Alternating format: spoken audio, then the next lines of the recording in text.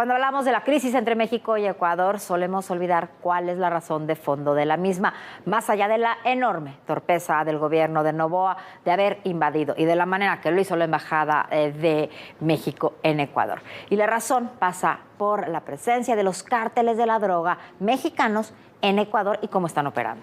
Sí, pero no se trata solo de que ahí operen esas organizaciones criminales, como lo hacen en muchos otros países. El cártel de Sinaloa, el cártel Jalisco operan en 40 países. En Ecuador, quien les abrió las puertas al narcotráfico colombiano y mexicano a través de un acuerdo con la FARC fue el expresidente Rafael Correa. Aquí lo hemos platicado ya en muchas oportunidades desde hace muchos años. Rafael Correa está prófugo de la justicia en Ecuador y está asilado en Bélgica, pero pasa buena parte de su tiempo en México y tiene, Rafael Correa, amplio apoyo del gobierno mexicano, como se demostró en toda esta crisis, antes y después de la toma de la embajada. Una toma de la embajada que, insistimos, es inadmisible desde cualquier punto de vista e incluso independientemente de esta, que es la verdadera historia que está detrás de ella. La crisis política entre México y Ecuador tiene como trasfondo la violencia generada por el crimen organizado, una violencia que se acrecentó por decisiones políticas. Luego de asumir la presidencia de Ecuador en 2007, Rafael Correa le abrió las puertas a las Fuerzas Armadas Revolucionarias de Colombia, las FARC, y con ello a cárteles mexicanos con los que el grupo guerrillero tenía vínculos. Esta relación está documentada en el libro Las FARC en México, de la política al narcotráfico, del periodista Jorge Fernández Menéndez. Lo que comenzó como un intercambio de armas por droga se intensificó con acuerdos entre el comandante de las FARC, el Mono Jojoy, y los Arellano Félix. Fue en ese contexto que entró el cártel de Sinaloa a Ecuador en 2009. La idea era que ante la presión que se vivía en Colombia, tuvieran una base alterna para enviar cocaína a México, gracias a la política contemplativa del gobierno de Correa ante el narcotráfico. Con una fuerte presencia del cártel de Sinaloa y después de 10 años de mandato de Correa, uno de sus operadores, Lenin Moreno, asume el poder, rompe con Correa, pero mantiene la misma política laxa con el crimen organizado. Es cuando comienza a decaer el gobierno de Moreno que se fortalece la presencia del cártel Jalisco Nueva Generación. Al llegar al poder, Guillermo Lazo intenta implementar una política más dura en seguridad, pero el narcotráfico se le había salido de las manos a las autoridades. Gran parte de las fuerzas de seguridad fueron corrompidas por criminales que además manejaban sus negocios desde las prisiones. En septiembre de 2021 se produjo la peor masacre carcelaria. 120 reos fueron asesinados en el centro de reclusión Guayas 1. Desde entonces se cuentan por decenas los motines que han dejado cientos de muertos. La oposición del movimiento de Correa acabó con el gobierno de Lazo, que sufrió el asesinato de Fernando Villavicencio, candidato presidencial con la propuesta más enérgica contra el crimen organizado.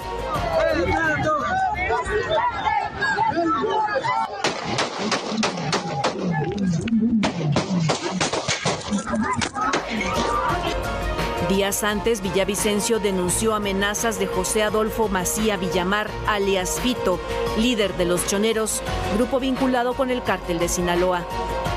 Una gravísima amenaza de uno de los capos del cartel de Sinaloa, me refiero alias Fito, en mi contra y en contra de mi equipo de campaña, con una advertencia que si sigo refiriéndome a él y a su estructura, ellos atacarán en mi contra o atentarán contra mi vida.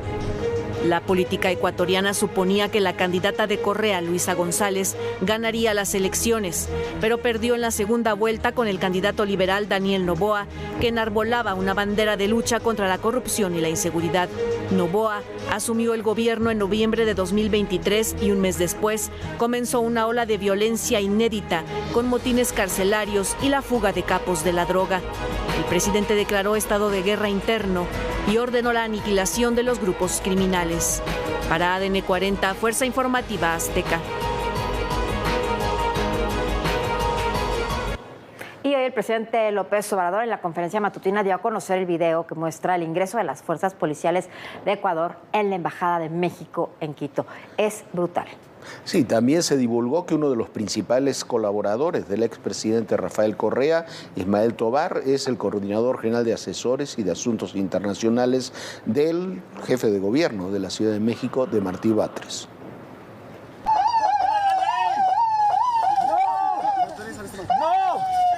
El secretario general de la Organización de los Estados Americanos, Luis Almagro, reiteró el rechazo a la invasión de la Embajada de México en Ecuador. No hay duda alguna que las acciones emprendidas por las autoridades ecuatorianas contra la sede diplomática de México afectan gravemente los principios fundamentales del ordenamiento jurídico internacional. A esta condena se sumó Estados Unidos. We've reviewed the security camera footage from the Mexican embassy and believe these actions were wrong. La mañana de este martes, el presidente López Obrador presentó las imágenes captadas por las cámaras de seguridad de la Embajada de México en Ecuador. En el video editado con subtítulos y musicalizado se observa la irrupción violenta a la sede diplomática. Las fuerzas ecuatorianas con pasamontañas y armas largas saltan los muros para entrar al inmueble. Al interior, los policías se topan con Roberto Canseco, jefe de la Cancillería mexicana, quien lucha para evitar que ingresen al lugar donde está resguardado Jorge Glass. Los policías lo someten mientras los demás se concentran en la detención del ex vicepresidente, a quien sacan cargando. Los hechos también fueron documentados con los celulares de las fuerzas ecuatorianas. Jorge Canseco se levanta y corre para intentar rescatar a Glass, pero nuevamente sometido por policías de Ecuador. Roberto Canseco queda de rodillas y con la cara al suelo.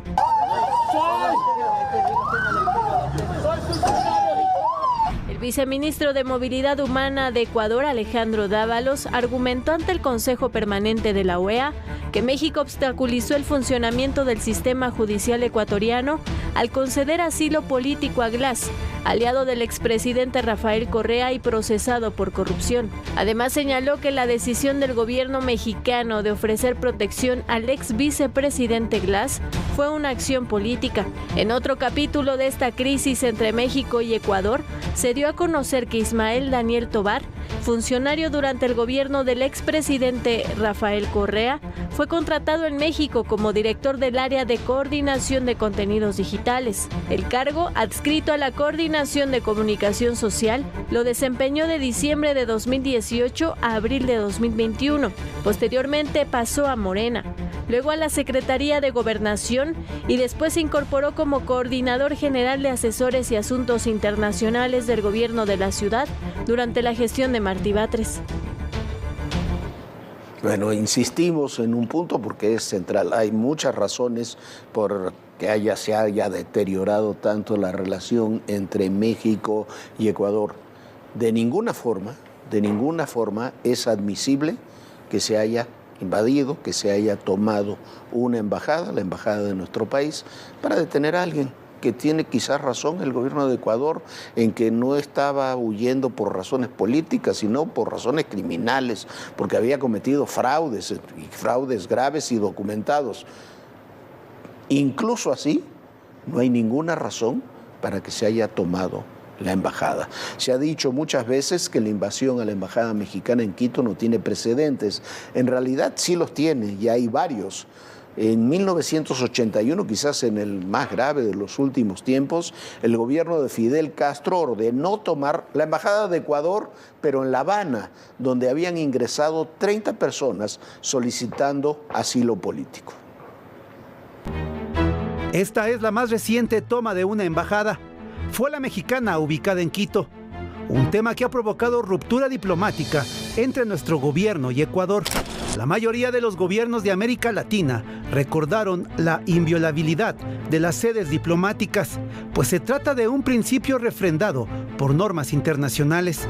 En su mayoría, la región latinoamericana ha condenado los actos cometidos por Ecuador, entre ellos el gobierno de Cuba, quien olvida que también escribió un capítulo similar, precisamente con Ecuador. Fue el 21 de febrero de 1981 cuando el entonces presidente Fidel Castro ordenó un asalto policial contra la embajada de Ecuador en La Habana. Y es que 8 días antes, 30 cubanos habían entrado a la sede diplomática en busca de asilo político. Se trataba de disidentes del régimen. Incluso tomaron como rehenes al embajador Jorge Pérez Concha, al consejero Francisco Proaño y a otros 2 empleados. El área fue tomada militarmente Mientras el gobierno ecuatoriano negociaba con los asaltantes, el régimen castrista había asegurado que no entraría a la sede diplomática sin el consentimiento de Ecuador. Pero fue mentira. El gobierno de Castro declaró a la prensa que sus militares ingresaron a la embajada con la autorización del Ecuador. Pero el presidente de Ecuador, en ese momento, Jaime Roldós, desmintió públicamente que existiera un permiso para el asalto. Pero pese a las tensiones, Ecuador no rompió relaciones diplomáticas con Cuba. Y este no fue el único momento tenso entre estos países. El 11 de diciembre de 1961 pasaba un camión por la sede diplomática de Ecuador, cuando del vehículo bajaron varios cubanos en busca de asilo político. En ese momento, la guardia del gobierno cubano disparó contra ese grupo dejando 3 muertos y 4 heridos. Todos cayeron dentro de la sede diplomática. Mientras que en 1980, Perú fue el protagonista de un altercado con el gobierno cubano, pues miles de ciudadanos de la isla llegaron a la embajada del país sudamericano para pedir asilo político, lo que derivó en el llamado Éxodo del Mariel. Varios cubanos direccionaron un camión hacia la puerta de la embajada de Perú para poder entrar y refugiarse. La ocupación de la embajada peruana empujó a Castro a anunciar la apertura del puerto del Mariel para que pudieran salir de la isla los cubanos que lo desearan. Al final, más de 125,000 cubanos huyeron entre abril y octubre de 1980 con destino a Estados Unidos, especialmente a Miami. Y en Nicaragua, Daniel Ortega asaltó y confiscó la sede de la OEA, ubicada en Managua. Ocurrió en 2022. El presidente confiscó el inmueble y expulsó a los diplomáticos del país. Un año antes, Ortega hizo lo mismo con la sede diplomática de Taiwán. Confiscó la propiedad y se la entregó al gobierno de China, su país aliado.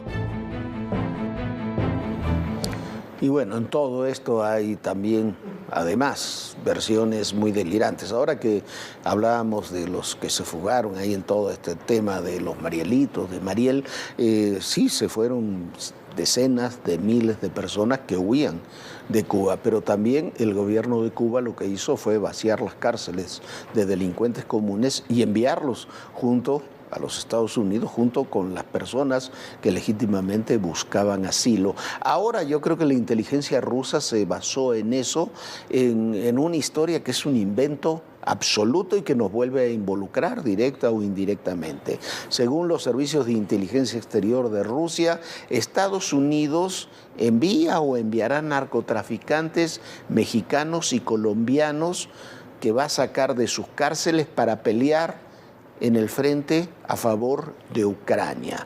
Según Rusia, el primer grupo viajará este verano. Dice Rusia que se trata de narcotraficantes presos a los que le ofrecen una amnistía por pelear a favor de Ucrania, que son entrenados por empresas militares privadas de los Estados Unidos bajo la dirección de la DEA y el FBI. No tienen un solo dato al respecto, no hay un solo dato al respecto y creo que es una operación de contrapropaganda por el dato ese sí real, comprobable, que es parte de declaraciones de los propios funcionarios de los presos a los que se le ofreció en Rusia ser liberados para ir a pelear por Rusia en el frente de la invasión de Ucrania. Pero así están las cosas en este mundo de la información y la desinformación que estamos viviendo. Bueno, en este mundo también, como bien dices tú, Jorge, a muchos les conviene desinformar. Lo que estamos viendo ahora del gobierno de Rusia diciendo que narcotraficantes mexicanos van a ir a pelear en contra de ellos por los ucranianos es una verdadera locura. Que presenten pruebas. Y mientras tanto, este fin de semana hubo 249 asesinatos. Se bajaron más candidatos por miedo a que los maten. Sobre todo, por ejemplo, en Michoacán hubo 2 candidatas. Ya había habido varios candidatos más que se habían bajado de la contienda en Michoacán. Y ahora se denuncia en distintos estados que hay grupos criminales que están utilizando hasta armas químicas en sus enfrentamientos. También para amedrentar, sobre todo en esta época preelectoral. Falta muy poco para las elecciones, menos de 2 meses, y es cuando se está acrecentando esta violencia. En Chiapas también ya asesinaron a otro candidato.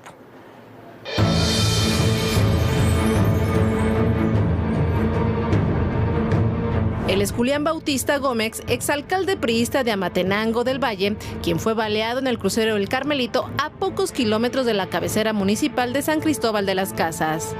El exalcalde, quien buscaba reelegirse, se disponía a desayunar en un puesto local cuando hombres armados a bordo de una camioneta lo interceptaron y dispararon cuando pretendía bajar de su vehículo. Julián Bautista fue alcalde de 2018 al 2021 en Amatenango del Valle, mientras que su hermano actualmente funge como alcalde de este municipio y sería quien le devolvería nuevamente el cargo. La lista de aspirantes políticos asesinados, desaparecidos o amenazados es larga. Tal es el caso de Michoacán, en donde este lunes se informó que 2 candidatos registrados ante el Instituto Nacional Electoral desistían de la contienda por amenazas. Con esto suman 5 renuncias por parte de candidatos del PRD. Por parte del partido Encuentro Social, al menos 6 candidatos en Michoacán han recibido amenazas, los cuales han solicitado medidas de seguridad, y un total de 25 aspirantes han decidido bajarse de la contienda en la entidad. En el caso de Miguel Ángel Zavala Reyes de Morena y el panista Armando Pérez Luna, fueron asesinados a tiros el pasado 26 de febrero, ambos aspirantes a la presidencia municipal de Marabatío. En el PRI, 4 de sus aspirantes se han dado de baja de la contienda por la crisis de violencia que azota el estado. En días pasados se ha informado que la presencia del cártel Jalisco Nueva Generación ha tomado mayor presencia en Michoacán. El miércoles 3 de abril irrumpió en al menos 3 comunidades de Coahuayana, desplazando a cientos de habitantes de forma violenta y por medio de armas químicas. Los explosivos fueron lanzados por medio de drones. Así lo explicó el Observatorio de Seguridad Humana de Apatzingán. Fue gracias a grupos de autodefensas, la Policía Comunitaria y del Estado que se frenó el paso del convoy armado hacia la cabecera de ese municipio. Sin embargo, el cártel mantuvo tomadas las comunidades durante casi 3 días. De acuerdo con el informe de la Secretaría de Seguridad y Protección Ciudadana, el pasado fin de semana México registró 249 asesinatos a nivel federal, siendo el segundo más violento de lo que va en 2024. Hasta el momento, ya suman 517 homicidios dolosos en el país para los primeros 7 días del mes de abril. Esto es 73 por día. De la lista de estados con más hechos violentos de este tipo, la encabeza Guanajuato con 74 homicidios, seguido del Estado de México con 49 y Michoacán y Chiapas con 16. Del que somos el primer país exportador. Renunció, ¿por qué? Porque no estaba de acuerdo.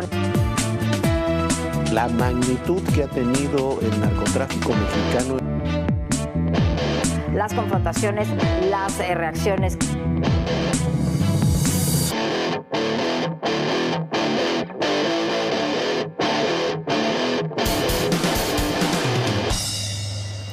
Y ayer el presidente López Obrador había dicho que el debate del domingo, el debate presidencial, había estado requete que bien.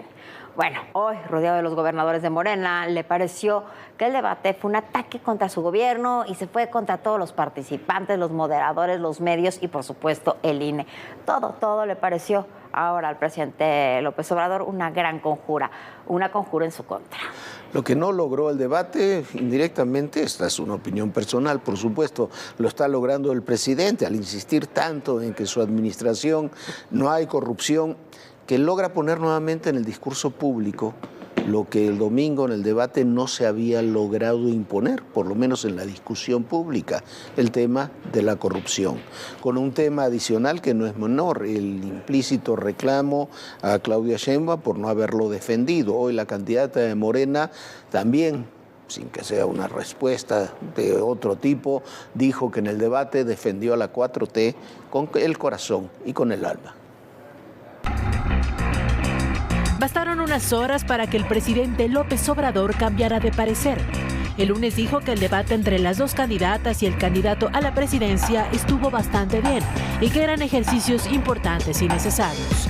Este martes, frente a los 23 gobernadores, gobernadoras y jefe de gobierno emanados de Morena, el presidente se quejó de lo que consideró una narrativa en contra de su gobierno.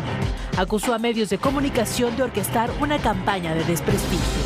Si ustedes lo analizan, se habló de lo que sostienen nuestros adversarios, de los medios de manipulación. Comenzamos, candidata Claudia Sheinbaum, candidata, de acuerdo con la Organización Mundial de la Salud, un país debe destinar el 6% del Producto Interno Bruto en su sistema de salud pública. México está por debajo del 3% y en términos presupuestales nuestro país destina el 11% cuando el promedio en la Organización para la Cooperación y el Desarrollo Económicos, la OCDE, es del 15%. ¿Usted considera que debe invertirse más en el sistema de salud pública? Y de ser así, ¿cómo lo haría, candidata Sheinbaum? Y qué mal estamos en salud, sin reconocer absolutamente nada. Qué mal en educación, qué mal en todo. Pregunta de la zona centro del país, Xochitl Gálvez, ¿cómo solucionaría el desabasto de medicinas que está presente desde hace mucho tiempo en los servicios de salud del país? No fueron capaces de hacer distinciones, todo fue a tabla rasa. Las preguntas. Según el presidente, a pesar de la supuesta campaña de desprestigio y de no reconocer su combate a la corrupción, no pudieron dejar mal a su gobierno. Al referirse al trabajo de los moderadores, dijo que su mañanera le permite ejercer el derecho de réplica y agradeció que ahora hay un pueblo consciente y muy informado. Finalmente dijo que resistirá las campañas de calumnia que surgen de México y del extranjero, como cuando fue acusado de ser narcopresidente por el New York Times.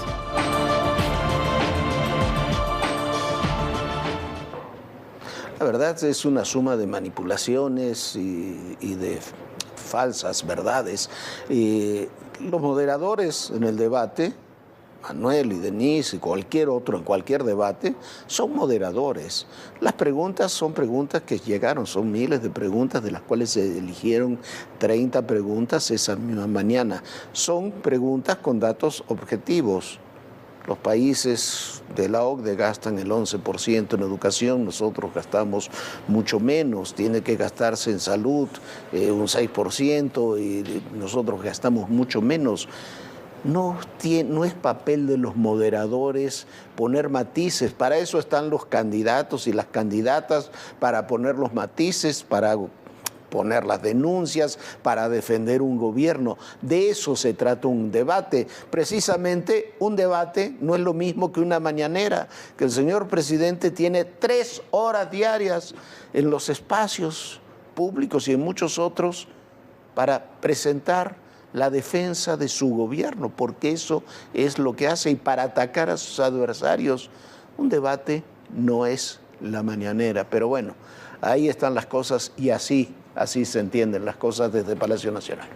Bueno, y las crisis continúan en México. Hoy hay otra crisis preocupante, que es la del agua, pero en la alcaldía Benito Juárez, donde los vecinos se quejan de que el agua está llegando contaminada. Los estudios previos aseguran que es por algún tipo de combustible que se ha filtrado al sistema. El gobierno, tanto el de la Ciudad de México como el de la alcaldía, pero bueno, el responsable es el SACMEX, se lava las manos con esta agua contaminada. Después de 9 horas, vecinos de la alcaldía Benito Juárez retiraron su bloqueo, pero mañana regresarán. Desde hace semanas han reclamado a las autoridades capitalinas que el agua potable que llega a sus hogares está contaminada, que tiene un olor a combustible o aceite y su consistencia es grasosa. Y soy vecino de la colonia Nochebuena. Lo del agua aceitosa tiene como unos 2 o 3 días, pero ya el olor a partir de hoy. Al abrir la llave en la mañana, el olor era muy fuerte a petróleo y cada día ha ido en aumento. Sobre todo también cuando calentamos, que se calienta el agua.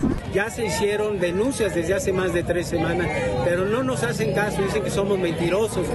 El bloque sobre las avenidas Insurgentes Sur y Xola, lo que provoca la suspensión del servicio de la línea 1 del Metrobús desde la estación Nuevo León hasta la estación Río Churubusco. Los vecinos exigen que sus tinacos, cisternas y tuberías sean limpiadas luego de que el jefe de gobierno, Martí Batres, señaló que los análisis realizados al agua en la alcaldía Benito Juárez arrojan que sí existen contaminantes, específicamente en una zona focalizada. Los mismos pertenecen a la familia de lubricantes de aceites, pero descartó que tenga gasolina y que no hay riesgo de explosión. No se originó en el Cutzamala, no se originó en la en el tanque de Santa Lucía, no se originó en los pozos que se encuentran en esta zona de Benito Juárez. Antes de estas declaraciones, el Sistema de Aguas de la Ciudad de México, SACMEX, indicó que el agua no estaba contaminada. En un comunicado había informado que se realizaron inspecciones minuciosas y pruebas de calidad de agua, señalando que no se encontró evidencias de contaminación por gasolina u otros hidrocarburos. E insistía que se trataba de cisternas y tinacos que podrían haberse contaminado por el tiempo de almacenamiento y la renovación cotidiana del agua. Incluso el pasado fin de semana, personal de SACMEX había acordado una reunión con vecinos de la alcaldía Benito Juárez. Sin embargo, este encuentro nunca se realizó. Por ello, los vecinos decidieron realizar la protesta. Bueno, si el agua llega por medio de tuberías y los responsables de que el agua llegue por esas tuberías es SACMEX, entonces, ¿qué pasó? ¿Por qué se deslindan de esa manera? Nosotros ya nos vamos. Muchísimas gracias por habernos acompañado. Pero bueno, mañana nos vemos aquí en Todo Personal. Descanse, sueñe bonito. Bonita noche, Jorge. Muy buenas noches, Viviana. Muy buenas noches a todos ustedes. Y recuerde, en el poder y en la política todo, pero absolutamente todo, es personal. Gracias.